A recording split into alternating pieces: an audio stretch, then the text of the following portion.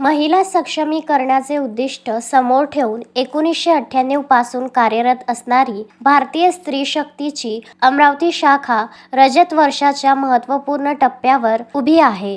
गत 25 वर्षात भारतीय स्त्री शक्ती आणि सलोखा व दिशा या दोनही समुपदेशन केंद्राच्या माध्यमातून दिली जाणारी समाजोपयोगी सेवा व इतर उपक्रमांद्वारे या संस्थेने यशस्वी वाटचाल केलेली आहे। या दीर्घ प्रवासाच्या वाटेवर महत्त्वपूर्ण व मार्गदर्शक योगदान दिलेल्या पूर्व अध्यक्षांचा सत्कार करण्यात आला।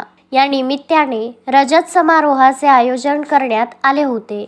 नमस्कार, संध्या सावरकर, माजी अध्यक्ष भारतीय स्त्री शक्ती अमरावती शाखा।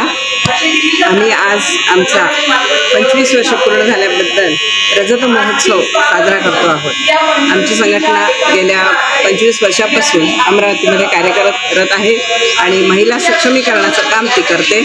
आमच्या पंचसूत्रीवर आमचं काम चालतं। ही संघटना संपूर्ण भारतभर काम करणारी आहे। अमरावती शाखेमध्ये सगळ्यात पहिल्यांदा समुपदेशन केंद्र, सलोखा कौटुंबिक सल्ला केंद्र आणि दिशा महिला आणि बाल सहायता कक्ष असे 2 समुपदेशन केंद्र संपूर्ण महाराष्ट्रात पहिल्यांदा अमरावती येथे स्थापन झाले आणि त्यासाठी आमच्या आदरणीय मंगलाताई बक्षी यांच्या प्रयत्नांना यश येऊन ते स्थापन झाले।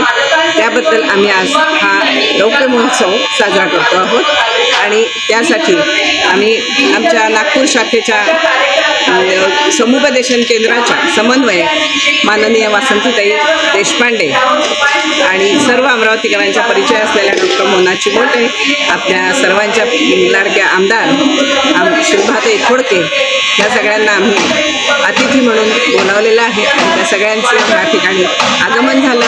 त्यांनी आम्हाला शुभेच्छा दिल्या आणि त्या सगळ्यांच्या शुभेच्छांवर आणि आमच्या कार्यकर्त्यांच्या मेहनतीमुळे आम्ही हा आजचा दिवस साजरा करतो आहोत। धन्यवाद। अशोकभाई जोशी, विदर्भ न्यूज, अमरावती।